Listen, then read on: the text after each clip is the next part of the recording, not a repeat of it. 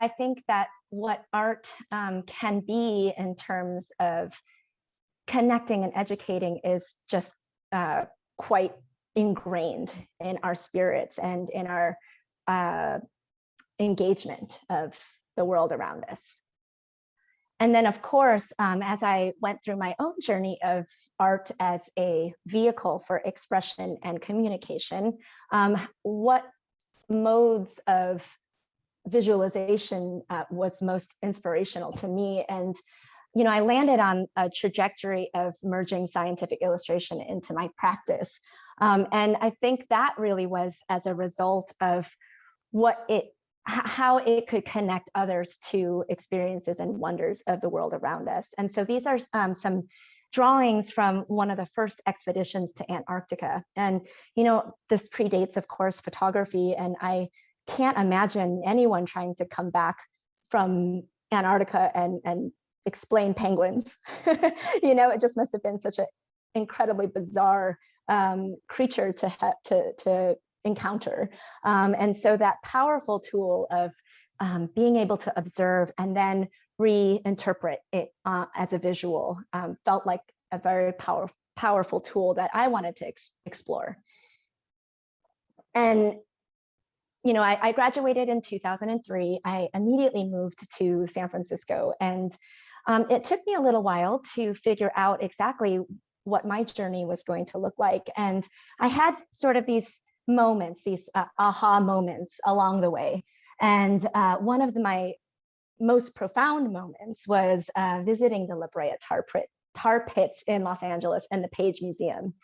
And I remember walking into one of their main exhibits and seeing these beautiful rows of glass cases with articulated bird skeletons. And that in and of itself would have been so exciting to see. But what really caught my attention were the paintings that were behind the articulated bird skeletons in the same position, that just brought so much more life and imagination and excitement to the entire experience. And it was very impressionable and lasting. And I recall looking at that and thinking to myself, I want to figure out how to do that. That's what I want to do.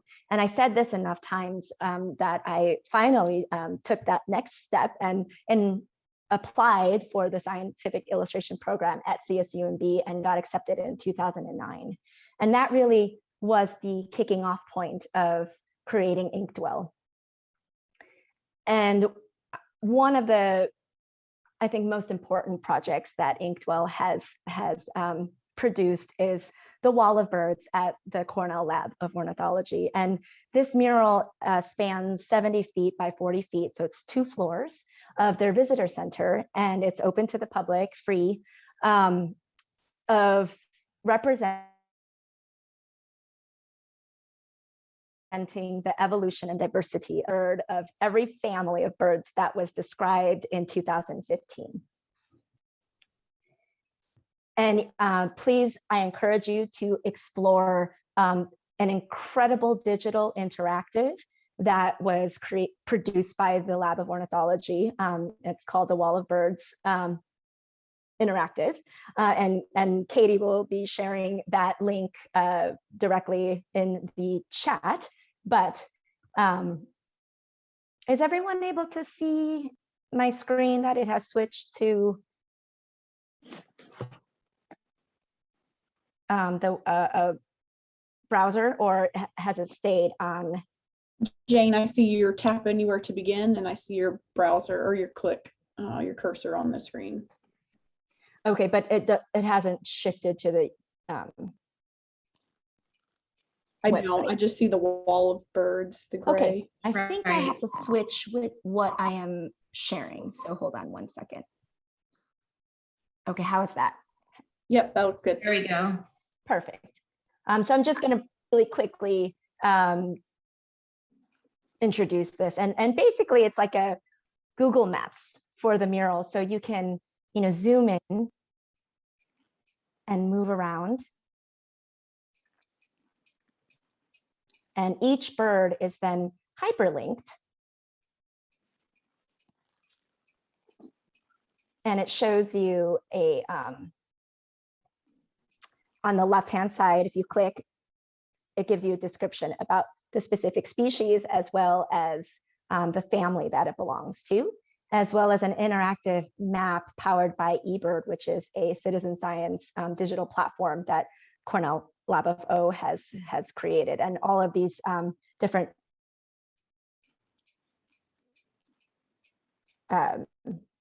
sightings have been entered into these really interesting maps. So on your own time, I encourage you to go ahead and explore that. And then I'm going to screen share back to my slides. Okay, are we back on my slides? Yes. Perfect.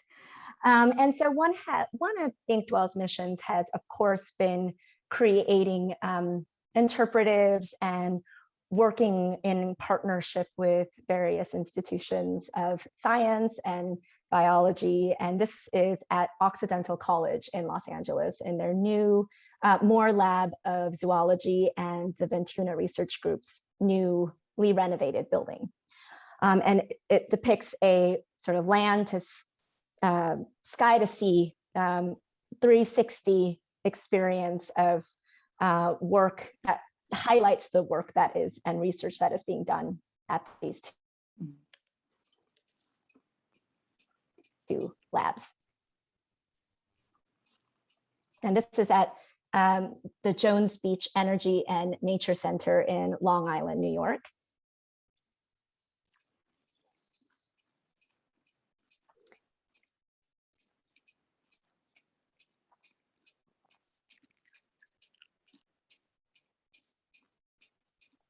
And of course, even within my own personal work and fine art paintings, I very much like to incorporate not only points of learning about the natural world. This painting is called RG Bird, and it's about the color blue in the avian world as a non-pigment color. It is only experienced through light and how we perceive the blue of an indigo bunting, say, is very dependent on how the light is hitting that bird. And so, really woven into that is also about perception and human perception and how we perceive the world around us. And attached to that, our focus at Inkwell is always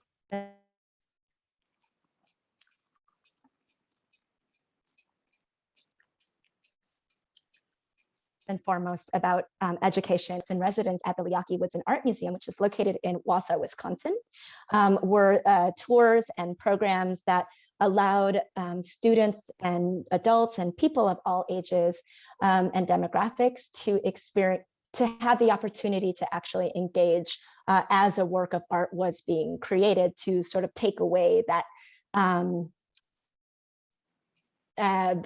take away the mystery of how a piece is created. And that leads me to public art and how I landed on that as a format to further the mission as a scientific illustrator. And, over the course of human history, we have so many examples of amazing monuments.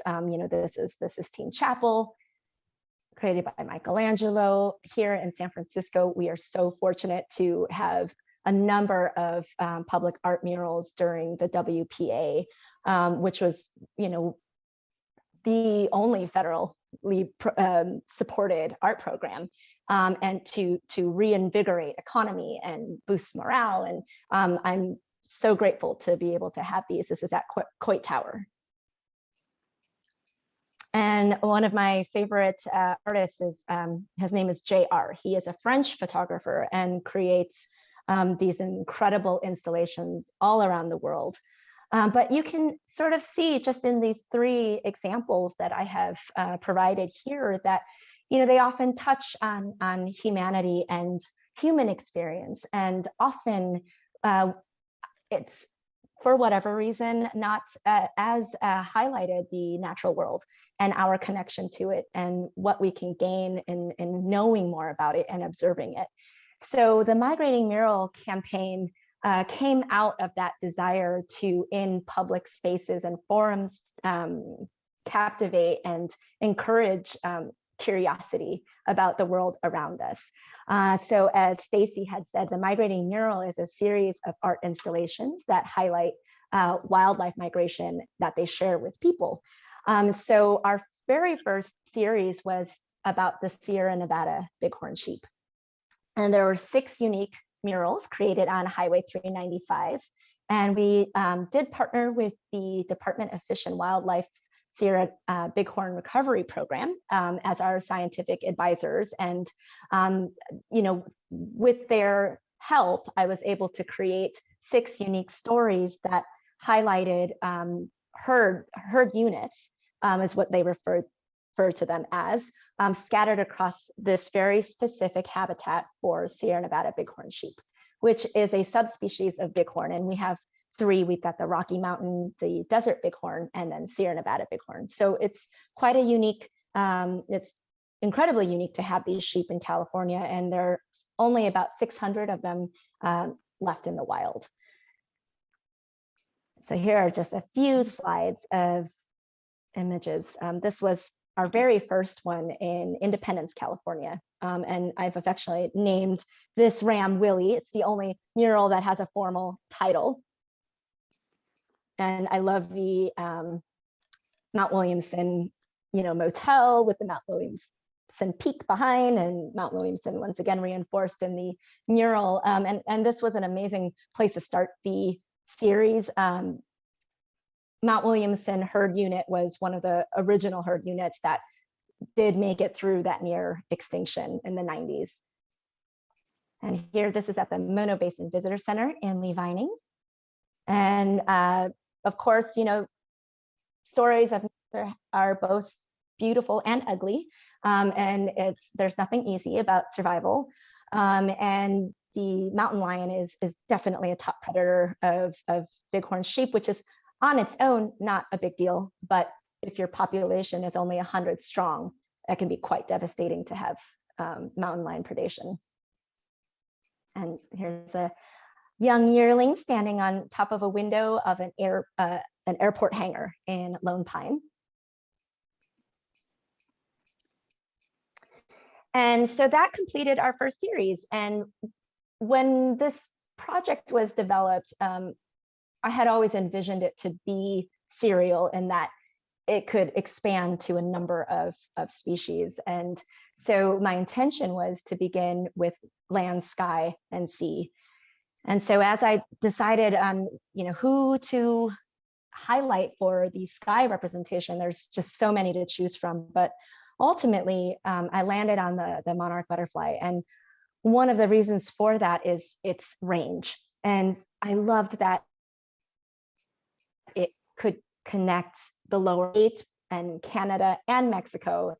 This one species connects this entire country and continent. It's just so, it's just so beautiful. And then the other reason for it was that, I think that conservation can sometimes feel doom and gloom, and individuals, of course, can feel, well, what can I do? And will my efforts really make an impact? And I think the story of the monarch butterfly is just one that feels so good, because as an individual, you can do so much. And, simply by planting native nectar producing flowers, that in and of itself is already doing so much. So I felt like this particular subject could really invigorate people to recognize that every single person has a role to play and absolutely makes a difference. So our very first monarch migrating mural, it's called Kaleidoscope, was in 2017 at Springdale Airport in Springdale, Arkansas. And this was based on a painting that I had created. And one of the most valuable outcomes of this campaign is not necessarily even the artwork itself, but I've always seen it as a springboard and a way to activate and inspire more incredible collaborations and connections. And so this was it really just was that. And this is at the unveiling when it was finally completed and installed.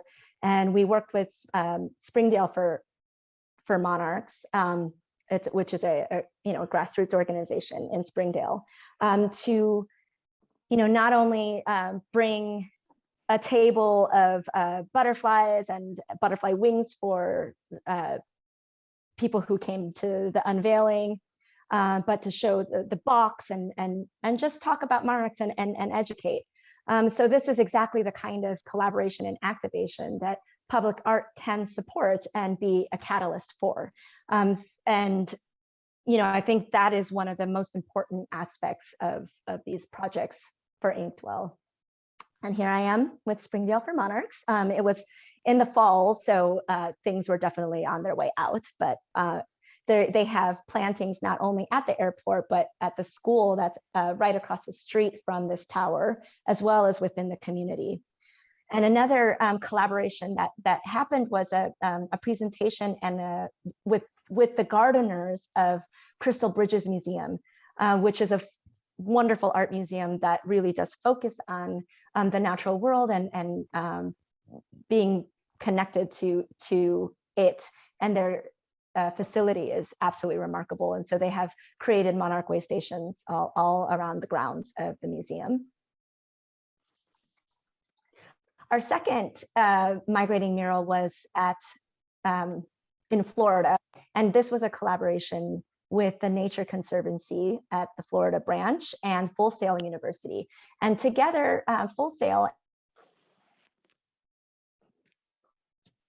and TNC developed this particular mural. Has a great time-lapse video that you are welcome to watch on our YouTube channel, and Katie can share that link with you all as well.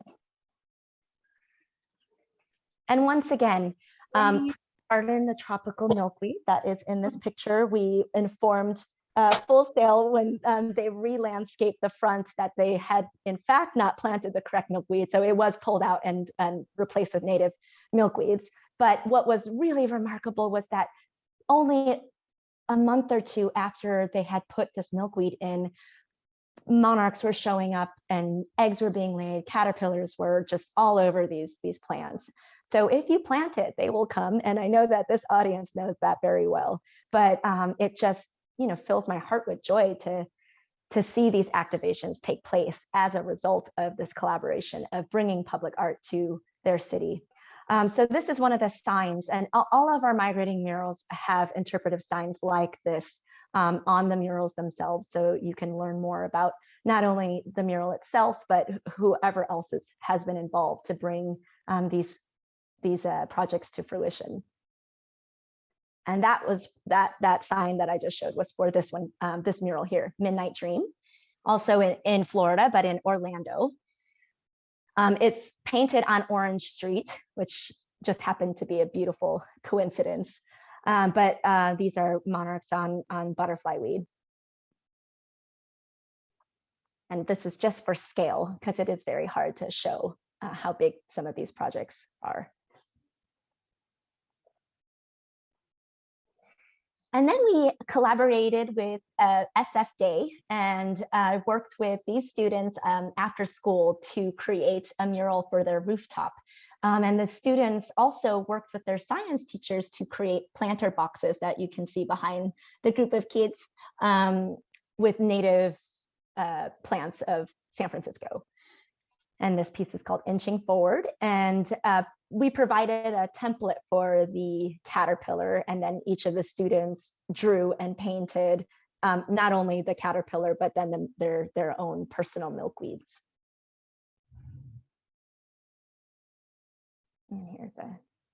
And they learned the entire process of how to transfer the image onto the wood board and fill it in with paint.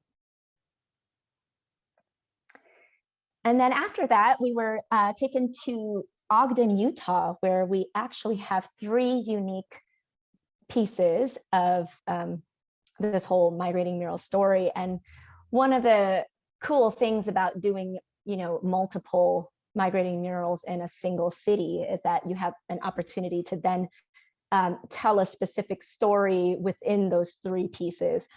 So the way that this project came to be was really, Ogden was in the middle of developing an arts district.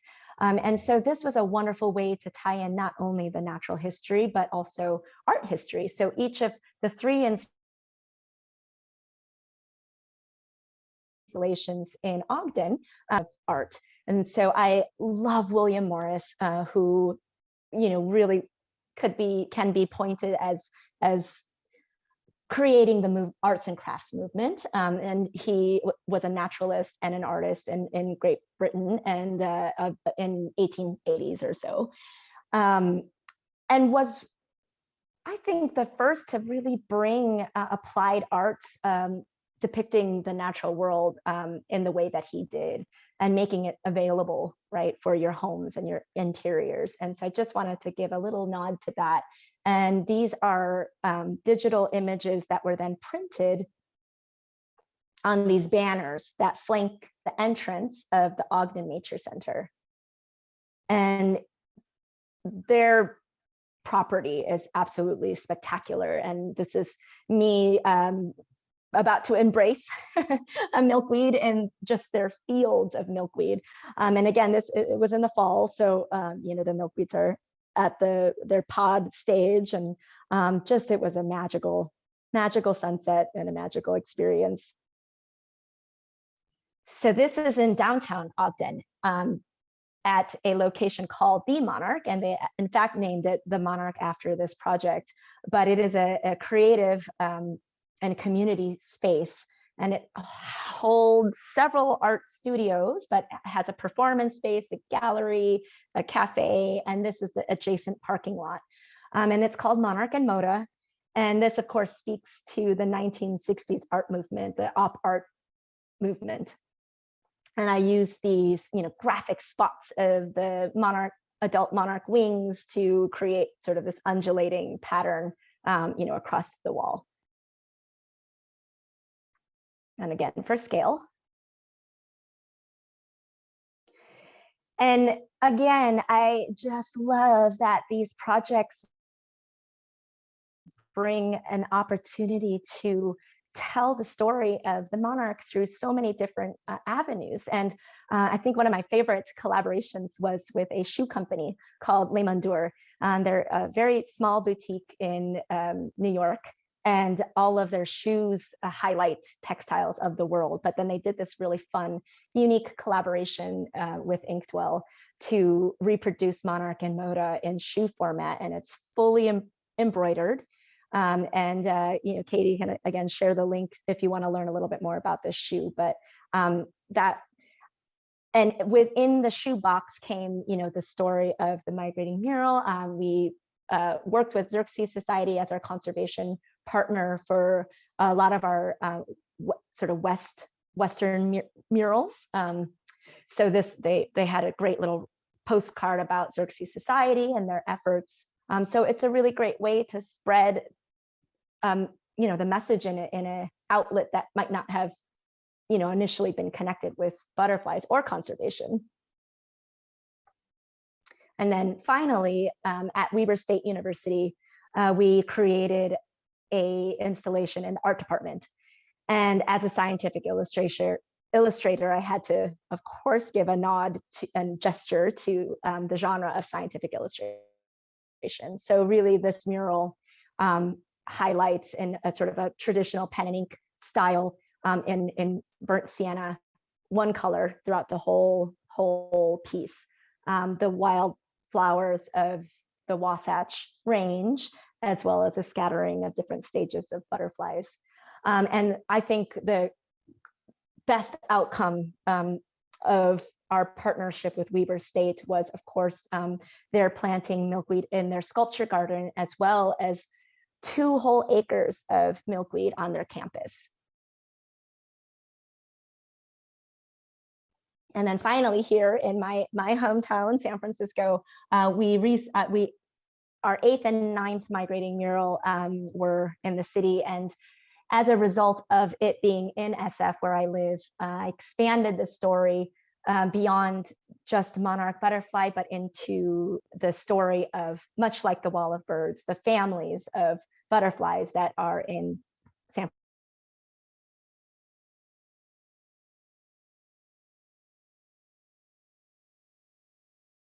Francisco.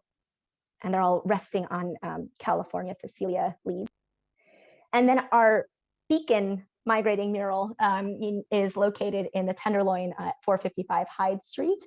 And this project was basically the entire building, the mural wrapped around 3 sides. And then we also painted the interior entryway, as well as creating a installation on their garage door. So it's a residential apartment building, 11-story. Katie, if you could also share the NBC piece that was highlighted, or that highlighted this project, that would be great. And I love the video that was created for that, because the reactions that they were able to get from just passerbys was very heartwarming. And here the California poppy wraps to the front. And there, as a scientific illustrator, we take a lot of stock and high pride and stock in scientific accuracy. And there's just a funny little anecdote that I want to share about the original design, where I, in fact, had the monarch butterfly resting on a poppy with its proboscis kind of starting to unfurl. And of course, when we shared this design with Xerces Society, they're like, well, they wouldn't be feeding on poppies, as they don't produce nectar, but if you just have it sort of flying, that would be better. So we did make that adjustment, and in fact, I think it ended up more dynamic as a piece anyway, and that has absolutely been my experience time and time again. Making a change or an edit based on scientific accuracy has only ever improved the final outcome. And on the other side, and each side has a name. So the side that I just showed was called One Monarch, and this is called Butterflies and Poppies. And there are often little Easter eggs of information and history in all of my artwork. If you care to kind of dive into some of these, nothing is arbitrary, or usually nothing is arbitrary. So the title, Butterflies and Poppies, was in fact inspired by Vincent van Gogh, for 2 reasons. So the first reason, he actually has a painting called Butterflies and Poppies, with the cabbage white on there, which I love. But the second reason, and I'm just going to switch my screen share again. Let's see.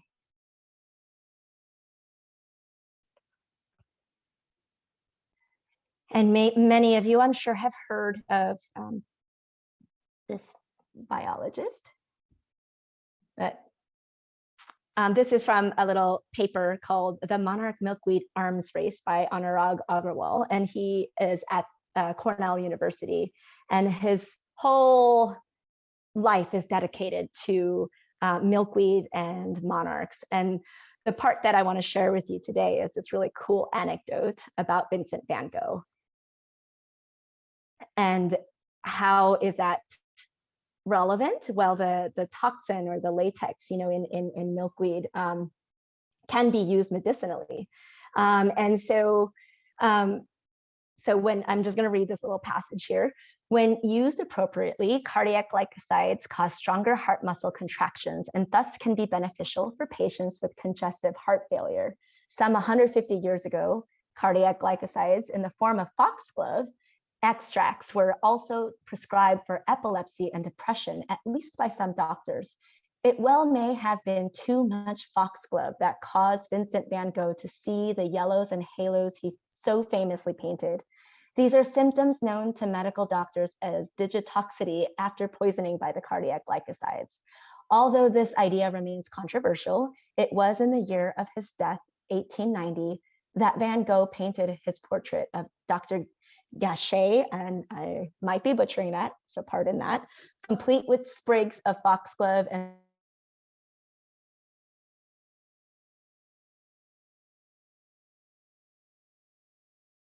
and the doctor's melancholic expression. So I just thought that that was a nice sort of a hidden Easter egg and secret to that mural.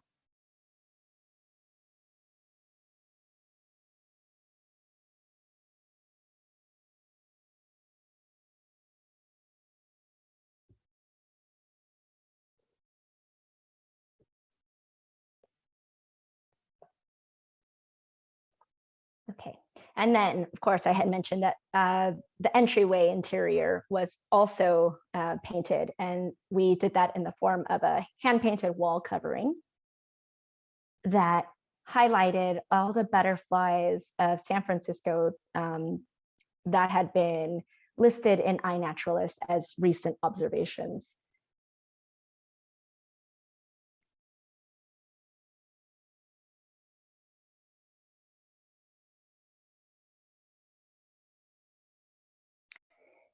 And I was very much inspired, of course, in terms of the poppy pattern by, the Victorian style architecture of SF.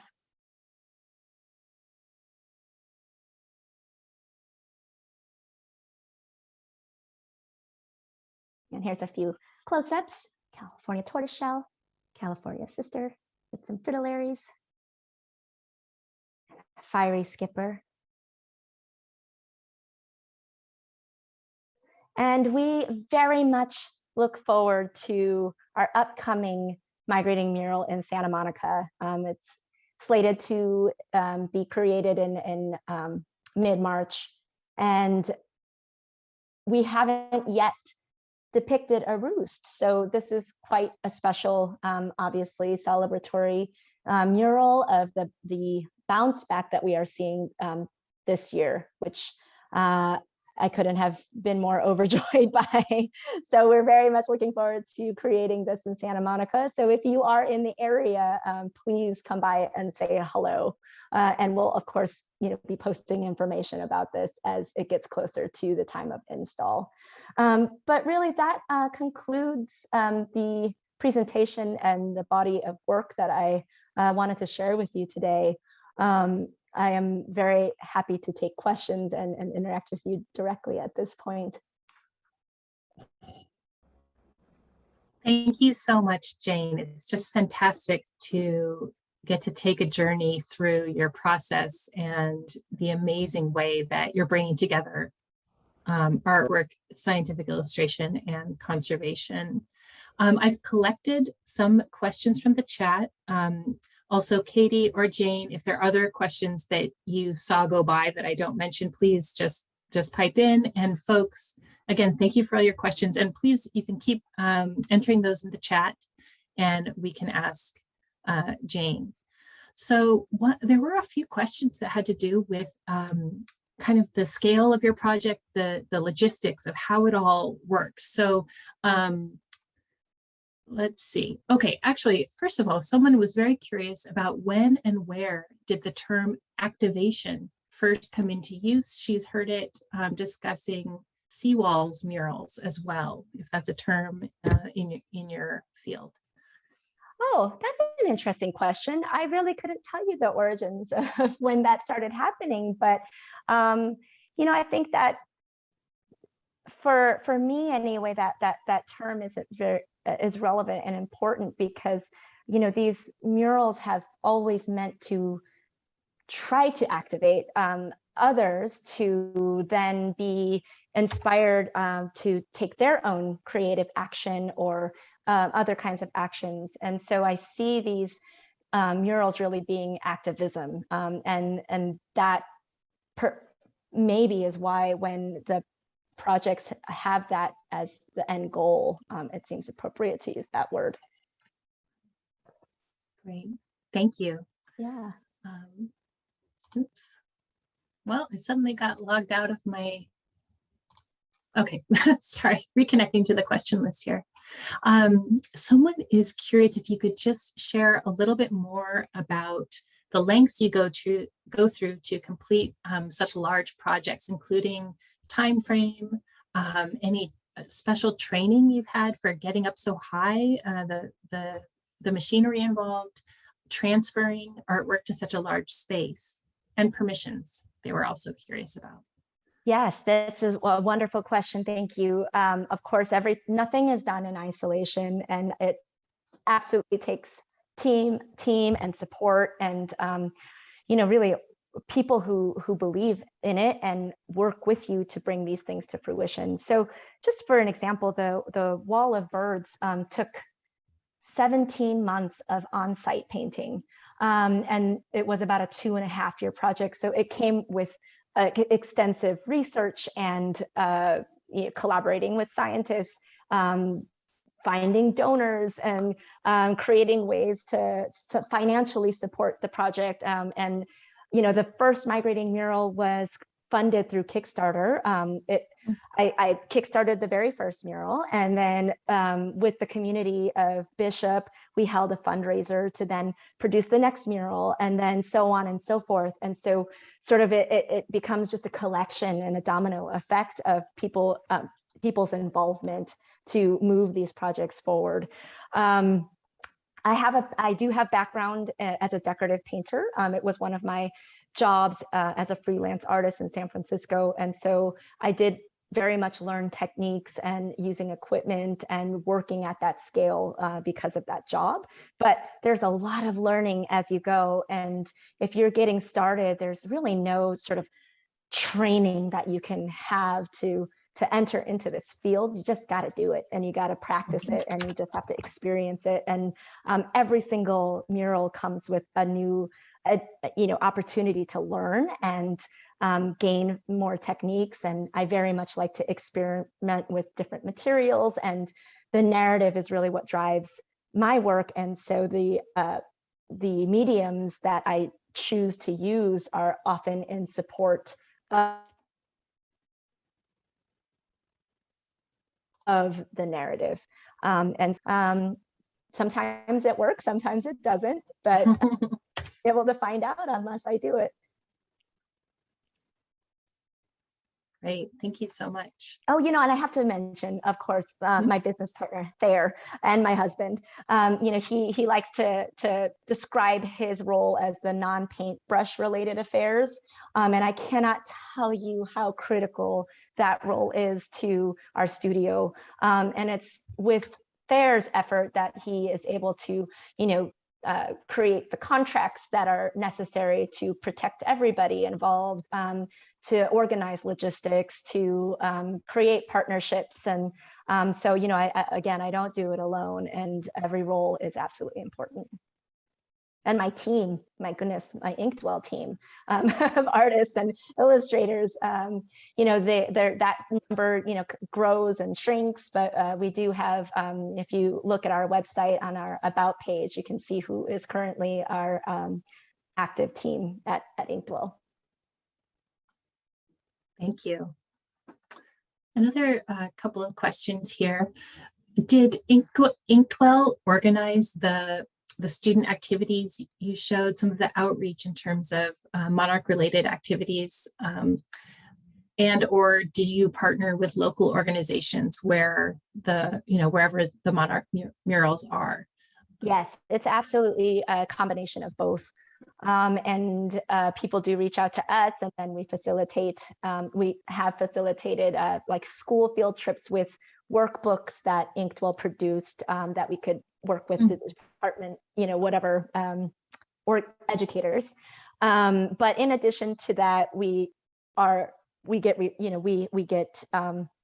inquiries, and I think one of the neatest collaborations with students was with the Migrating Mural story map. So I'm just going to go ahead and share my screen again.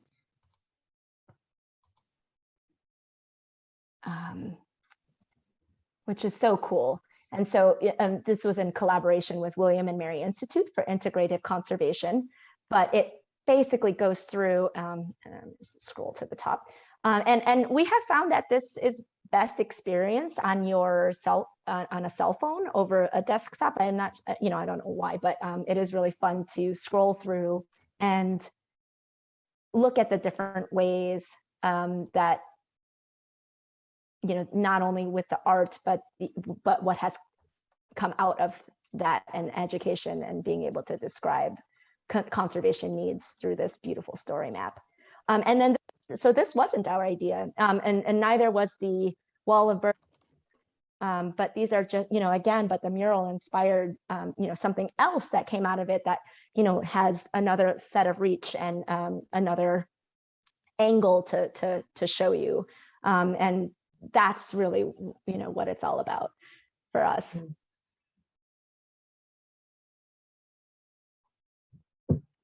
Fantastic. Let's see here. Oh, we had a question just simply asking, how long are the murals expected to endure with sun exposure? And, do you ever go back and revisit any mural? Yes. So, as a painted mural outdoors, we do very much emphasize that, part of its life is to be weathered and to just be out in the world and have extreme situations hit it. So we very much understand that. However, we have seen that our murals have really held up quite beautifully and nicely, especially when they are taken care of.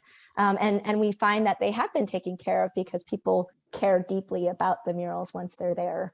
And, we have been very fortunate not to have too many, situations of tagging, but we do protect our exterior murals with sealant, and that does help. In the case of, let's say, a tag, that it can be power wash or scrubbed off. Great. Yeah, it seems like this interesting tension between public art and oftentimes, street art and murals. It's sort of inherently transient in a way, and this seems to occupy a slightly different space of enduring and standing for, kind of the preservation of species as well. I think it's really beautiful connection. Agreed. Thank you. Let's see. You talked a lot about just the ripple effects of this artwork in communities, but if you wouldn't mind just speaking to, what have you seen, if an example comes to mind, or just in general, what do you see as the greatest impact of any specific mural, or collectively the Migrating Mural campaign? Sorry, I missed that last part of that question. Sure. Just a question about what you see as the greatest impact of any specific mural that you've created. It depends on if I'm being told, what the reason is. But I think the one that really always pierces right to my heart is after someone has experienced, whether it is a mural or just painting in the museum, one of my artworks, and they go outside and then they say, oh my God, I see this animal or this plant all the time now. And what that indicates to me is that my work has helped with lifting nature blindness, right? And so if someone is now experiencing this out in the environment and enjoying these animals and plants that I'm highlighting, that I think to me is my greatest win. Wonderful. Katie, I also wanted to ask you if you'd seen any other questions come through in the chat, or if anyone has any further questions, please enter them in. I was wondering if you might be able to share if there's another species that's going to be part of a migrating mural, or if not, if there's an upcoming project that you want to, another upcoming project you'd like to share with us. Yes, absolutely. So of course, as I had mentioned, the migrating mural, I want to definitely, for the first three species, highlight land, sky, and sea. And so we are right in the middle of starting to ideate a salmon migrating mural. So it would cover salmon. And, I just think it's a beautiful sea animal that actually comes so far inland. So it does, once again, touch unexpected states. And so I'm looking forward to seeing how that one unfolds. That sounds fantastic. Being from the Pacific Northwest, I definitely appreciate the salmon connection.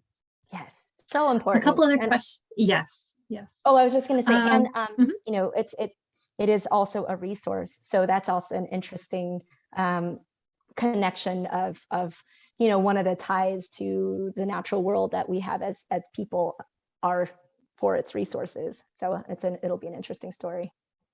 I look forward to following that journey. A couple more questions came in. One is, have you done any murals on wildlife crossings? I have not. I would love to, of course. And, you know, I'll keep putting energy out there for that to happen. Yeah, I think for across many conservation fields, we're hoping that there'll be more opportunities for wildlife crossings in general. And then, of course, having public art on them. Absolutely. Another question. Oh, interesting. What's the biggest mistake you've ever made? And can you correct them? Oh, that's such a good question.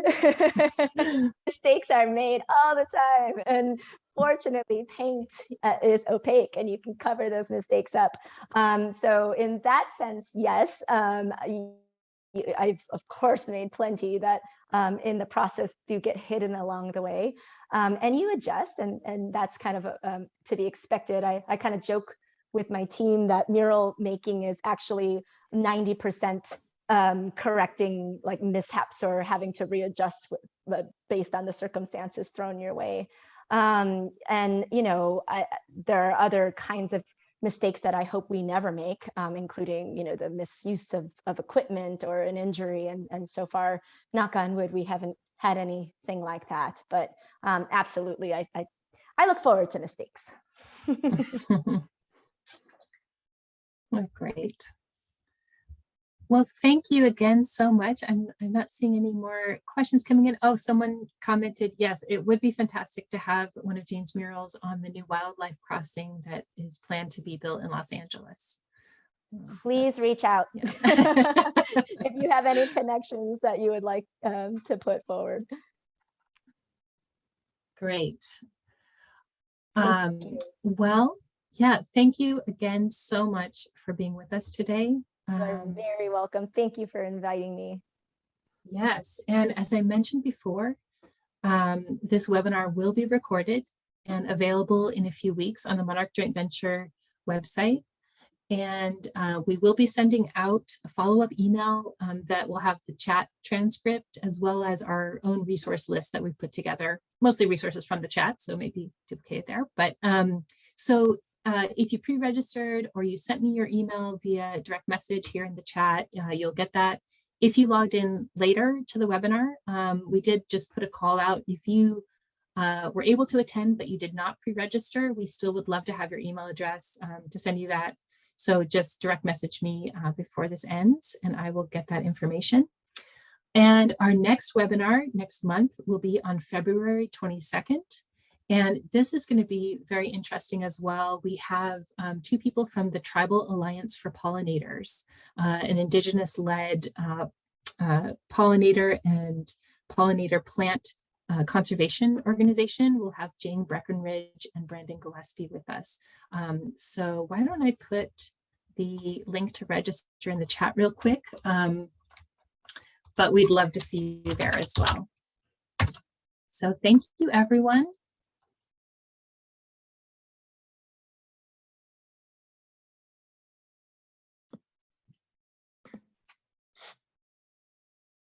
Thank you so much. This was amazing. I hope I'm not stepping on toes by saying hi, but this was awesome. Thank you so much. Thank you. Yeah, I enjoyed. Thank you.